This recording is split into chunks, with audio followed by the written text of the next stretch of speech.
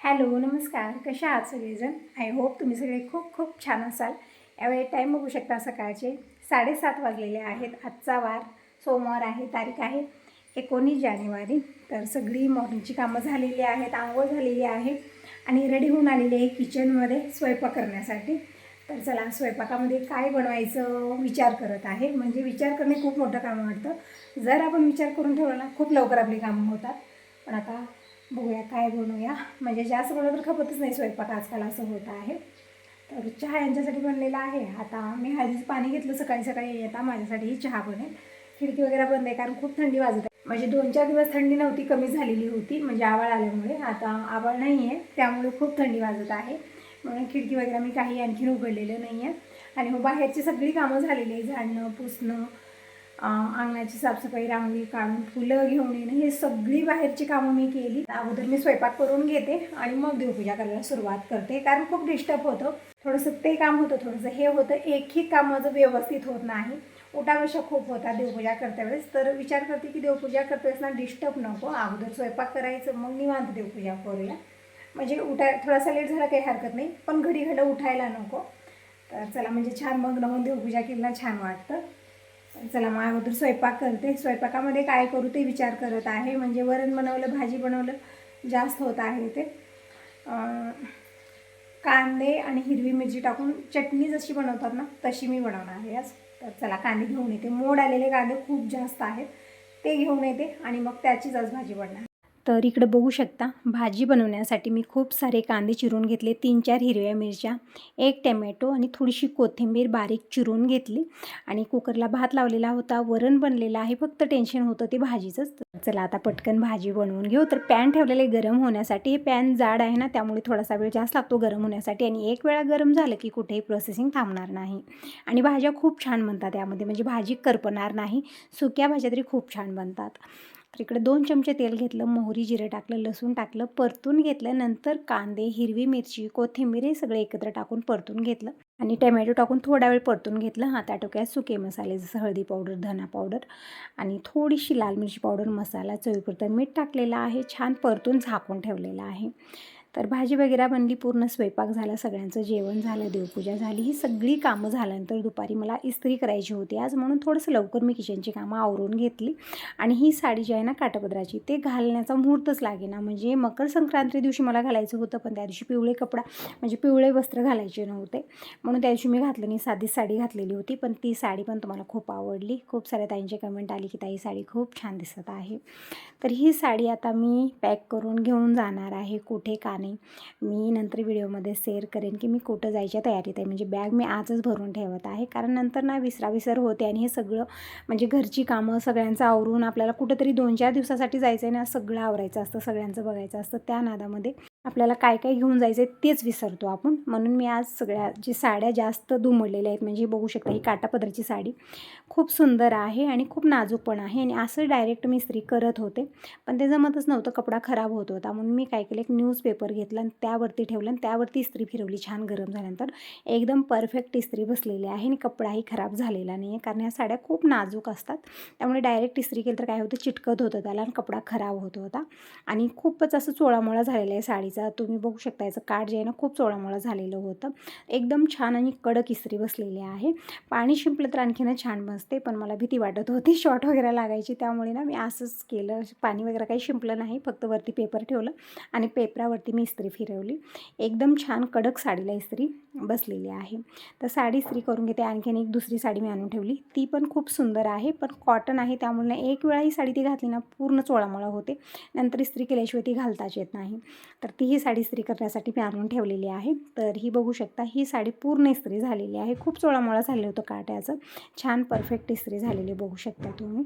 तर आता ही साडी घडी घालून ठेवते आणि दुसरी साडी इस्त्री करायला घेते. आणखीन खूप सारी कामं आहेत. आणि जसं 4 वाजले ना, मग हळदी कुंकाला बायका येतात. मग ते आल्यानंतर त्यांच्याशी बोलणं, चहापाणी करणं, कारण खूप दिवसाच्या नंतर येतात ना, मग सगळ्यांशी बोलणंही गरजेचं होतं. मग आज तरी ना रात्री 9 वाजेपर्यंत बायका घरी होत्या. स्वयंपाकसुद्धा रात्री 10 वाजता मी केलेला होता. तर दुपारपर्यंत जी ही कामं करायची ती मी करून घेते. त्यानंतर मग हळदी कुंकाला येतात सगळेजण. तर इकडंच झालेली साडी, ब्लाऊज सगळी इस्त्री करून झालेलं आहे. आणि आणखीन एक साडी इकडे आणून ठेवलेली ना, ती आता मी इस्त्री करायला घेते. पण ही साडी मला अगोदर वाटलं की खूपच चोळामोळा झालेली आहे, पण नंतर मी बघितलं खोलून, पण साडी व्यवस्थितच होती. फक्त एक वेळा मी साडी घातलेली आहे, त्यानंतर ही साडीच घातली नाही. काय होते ना, कपाटामध्ये एकावर एक आपण साडी ठेवतो आणि जे घाईगडबडीत वरची साडी दिसते ना तीच घालते. ही साडी गेलेली होती खाली, त्यामुळे मला घालण्यातच आलं नाही. घेतल्यापासून फक्त एक वेळा घातलेली आहे. तर म्हणलं आता असू दे, म्हणलं याला काय मी इस्त्री करायची पंचायत केली नाही, कारण व्यवस्थितच होतं ते. आता बॅगमध्ये भरत आहे. फक्त 3 साड्या मी घेत आहे. ही एक घेतलेली आहे कॉटनची, आणि जी आता इस्त्री केलेली गोल्डन कलरची ती पण साडी खूप सुंदर आहे, आणि इस्त्री केल्यामुळे तर आणखीनच सुंदर ती झाली. तर बॅगमध्ये या 2-3 साड्या ठेवत आहे. आणखीन मला जात वेळेस ना एक साधीसुधी साडी घ्यायची आहे, आणि ब्लाऊज पण एक्स्ट्रा मी घेतलेला आहे. तर मी कुठं जायच्या तयारीमध्ये आहे, तुम्हाला थोडाफार अंदाज आलाच असेल. तर इकडे बॅगमध्ये मी 2-3 साड्या ठेवलेल्या आहेत, आणि ही कांचनपूर्ण आणलेली साडी खूप सुंदर आहे, आणि या साडीवरचं ब्लाऊज पण खूपच छान असं शिवून आलेलं आहे. तर ही पण साडी मी बॅगमध्ये ठेवलेली आहे. तर या 2-3 साड्या बॅगमध्ये बॅग मी भरून ठेवते. आणखीन आता बाकीच्या वस्तू एक एक घेऊया, कारण ही जी छोटी छोटी कामं आहेत ना, इस्त्री वगैरे करणं, सगळं घेणं, यामध्येच वेळ जास्त लागतो आणि घाईगडबडीत होत नाही. खूप गोंधळ होतो नंतर, कारण सगळं बघायचं असतं आपल्याला. फक्त हे असं नाही की हे चेक करायचं आहे.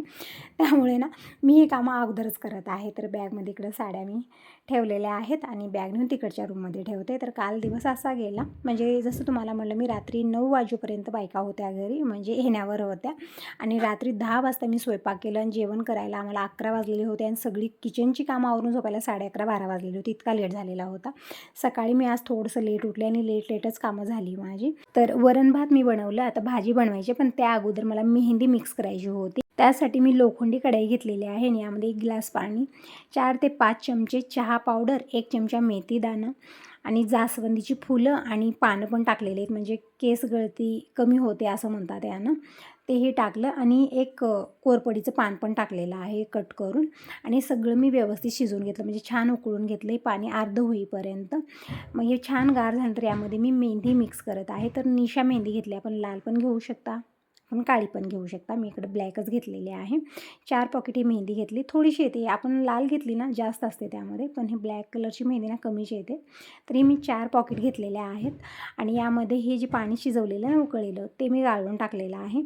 आणि जे एलोवेरा किंवा मेथीदाणा हे सगळं शिजवलेलं होतं ना, ते मात्र म्हणजे आता कसं टाकायचं, म्हणून मी काय केलं, हे सगळं मिक्सरला काढून घेतलं, आणि हे यामध्ये मिक्स केलं. आणि ही मेहंदी एक अर्धा तास तरी मी झाकून ठेवणार आहे, कारण आणखीन मला किचनची कामं खूप जास्त आहेत, आणि तोपर्यंत मेहंदीला कलर पण छान येईल. तर इकडं सगळं मी गाळून टाकलं पाणी, आणि हे जे राहिलेलं आहे ना आता मेथीदाणा, एलोवेरा, जास्वंदी, जे पानं फुलं मी घेतलेली होती, ते सगळं मी मिक्सरच्या भांड्यातनं काढून घेत आहे, आणि हे पण या मेहंदीमध्येच मिक्स करणार आहे. म्हणजे असं म्हणतात की हे सगळ्यांना केस गळती जे आहे ना कमी होते. तसं तर मला खूप प्रॉब्लेम आहे हेअरफॉलचा, खूप केस गळतात माझे. त्यामुळे म्हणलं थोडंसं बघूया आता यावेळेस मी थोडंसं अशा प्रकारे मेहंदी कालवलेली. आणि प्रत्येक वेळी फक्त मेहंदी घेते, मिक्स करते आणि लावून घेते फक्त कलर येण्यासाठी, पण केस गळती वगैरे काहीच थांबत नाही त्यानं. आता यावेळेस मी थोडंसं अशा प्रकारे मिक्स केलेलं आहे, बघूया काय फरक जाणवतो. तर इकडं हे सगळं मी मिक्सरला बारीक वाटून घेतलेलं आहे, आणि मेहंदीमध्येच मिक्स केलं, आणि छान मिक्स करून मी एक अर्धा तास तरी झाकून ठेवते. तोपर्यंत मी किचनची कामं आवरून घेते. ही सगळी कामं झाल्यानंतर मी निवांत मेहंदी लावून घेणार आहे. झाकून ठेवलेलं आहे, आणि आता भाजीची तयारी करून घेऊ. वरण भात तर बनलेला आहे. भाजीमध्ये आज पण मिक्सच बनणार आहे, जसं काल मी बनवलेली होती. तर थोडीशी गाजर मी चिरून ठेवली होती. एक वेळा भाजी बनलेली आहे, जे उरलेलं होतं मी ठेवलेलं होतं डब्यामध्ये, आणि 2-3 दोडके आहेत, एक टोमॅटो घेतलं. म्हणजे सगळ्या वस्तू थोड्या 2-2 आहेत, तर एकही भाजी व्यवस्थित होणार नाही, म्हणून मी काय केलं, सगळं मिक्स केलेलं आहे. इकडे यामध्ये आणखीन आपण आवडीप्रमाणे भाज्या टाकू शकता, खूप छान टेस्टी भाजी बनते. तर इकडं दोडके मी साल काढून घेतलं, आणि चिरून घेतलेलं आहे. टोमॅटो आणि गाजर चिरलेलंच आहे. तर आता भाजी बनवून घेऊ पटकन, जोपर्यंत की निशू पप्पा येतात तोपर्यंत. जे गॅरेजमध्ये कामाला मुलगा होता तो पण सुट्टीवर होता काही दिवस, आता आलेला आहे, कालपासून आहे तो पण. तर सगळ्यांचाच नावचा स्वयंपाक मी इकडे बनवत आहे. तर इकडे दोडके मी चिरून घेतलेले, टोमॅटोही चिरून घेते, आणि भाजीला तडका देते. जोपर्यंत की भाजी बनेल तोपर्यंत मी देवपूजा करून घेते.